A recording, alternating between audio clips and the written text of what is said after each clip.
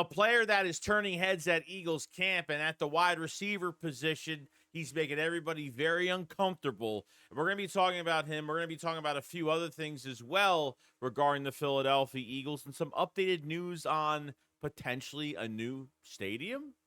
We'll see. Let's talk about it. What's the boogeyman? As a matter of fact, it was.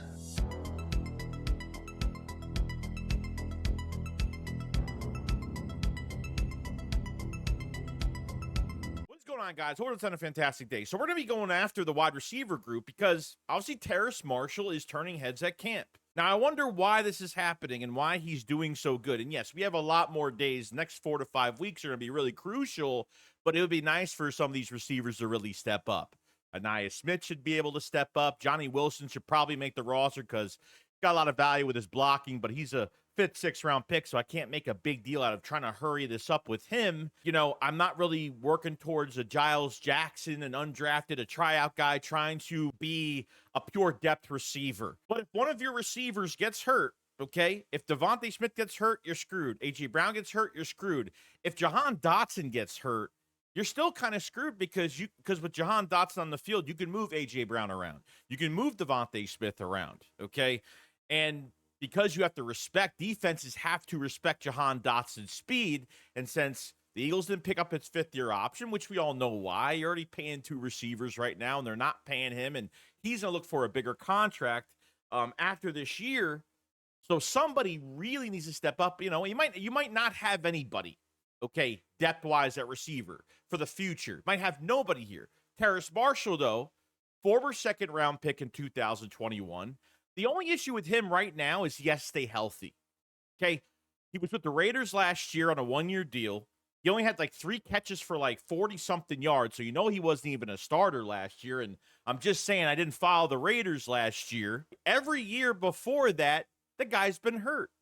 I mean, his best season was when he was at LSU with over, I don't know how many, 671 yards, 13 touchdowns that season.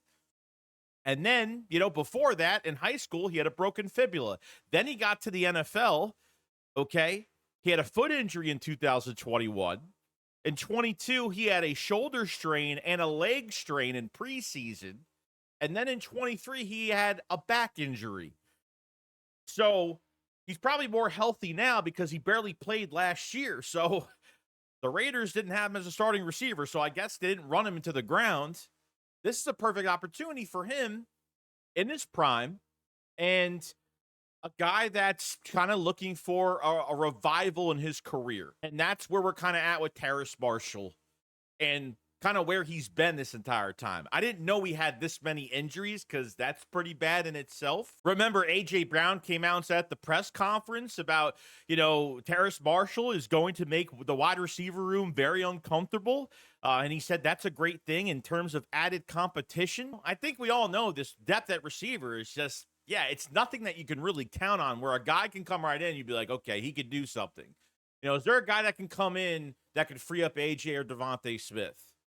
Is there anybody that good enough back there? I don't know. I don't think so. But hopefully, maybe Terrace Marshall is our only hope. So we just have to be patient with the situation. We still got a lot of camp left. You got 4 or 5 more weeks to really figure out where everybody is at this point between all the other camp battles going on. I guess we'll find out if these are good reps that amount to nothing, or is he really doing a fantastic job and it's going to keep happening. Now, there was some news circulating the other day on Eagles Lincoln Financial Field and maybe making some renovations, maybe a new stadium, maybe some things are going on. So this is what Zach Berman had to say. So the Eagles sent an email to season ticket holders with a survey about the future of the stadium. Within the email, the team said, to help guide this vision, we're exploring potential updates to Lincoln Financial Field, including both renovation options and the possibility of a brand new stadium in the region.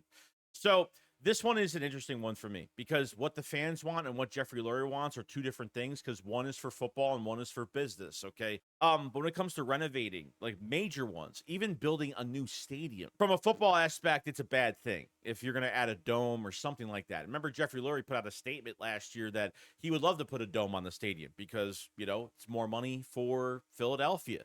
The economy will boost. You have a Super Bowl at Lincoln Financial Field with a dome on it. That'd be great. You want to turn Lincoln Financial Field into a closed stadium, like putting a dome on top.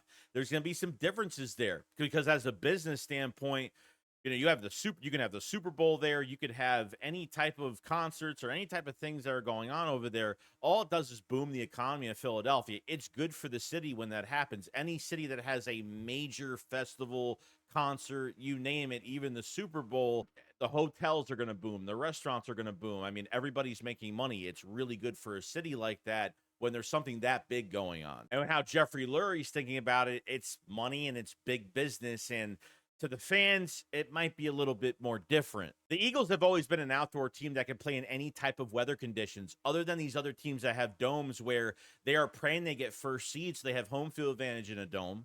And then you go to and play in the Super Bowl in a dome. So nothing really changes there. But if you don't get that first seed and you are a dome team and you have to go somewhere in November, December, whatever, and your team is not used to playing in the snow or not playing in those type of conditions, especially if you're a West Coast team that always plays in hot weather, or you're down south playing in hot weather all the time, it's definitely different. It changes the game when the weather changes. There's no doubt. If you want to do slight renovations, that's fine. If you want to even make a new stadium, okay, and you just want to make it a brand new stadium and that's it, that's fine. But if you want to put a dome on the stadium just because it's all about bringing in more cash, I'm not really a big fan of it. I honestly don't know how far this would actually go. I mean, they definitely want feedback from the season ticket holders because those are their bread and butter. For every football stadium, for them making money, the season ticket holders are the cash cows of the business that start first. And I get it. Everybody's building a brand new stadium. There's so many teams right now building stadiums. And, the Eagles have been one of the Eagles upgrade from veteran to obviously Lincoln Financial Field. And, this stadium's probably going to be outdated, but this is our home sanctuary. This is what we're used to being in. And there's nothing even wrong with this stadium at all, and if Jeffrey Lurie wants to make some changes and make it more futuristic, more modern, I guess, to the modern world, then I guess that's what they're going to do. And then we got news on Jordan Hicks, okay, retiring from the NFL, okay, played for the Eagles, Cardinals, Vikings, Browns. Totally forgot he even played for the Cardinals. I thought he went right straight to the Vikings. A 10-year career and, was with the Eagles for a short time, was not available, was hurt a lot. Obviously, we lost him during the 2017 season during the Super Bowl year, which was a really big blow to this team. Money's the motivator. If you're not going to get re-signed by your team, you're going to go somewhere else. And, the Eagles couldn't re-sign him just because the availability just wasn't there. And wondering, where he's going to retire. Retire as a Philadelphia Eagle, just retire, just wait it out for a little bit. I guess we'll see the near future, but that was the news that came out the other day on Jordan Hicks. Look at this long way of linebacker from that point to now, how we value this position so much. Not only are we extending players at this position, now we're drafting players really high at this position, which is great. So, well, other than that, that's pretty much it. We talked about the wide receiver room and Terrace Marshall. How do you feel about that? Got some information on maybe a brand new stadium, some renovations, major renovations. We'll see what happens with that. And Jordan Hicks retiring. Well, other than that, guys, looking forward to more training camp and enjoying it with you guys. Make sure you subscribe to the channel for more Eagles news every single day. And make sure you hit the like button because it helps out tremendously. You guys have a fantastic day. And I will see you guys on the next one. Shakes, what up, Flower Slide. Peace out, guys. Peace.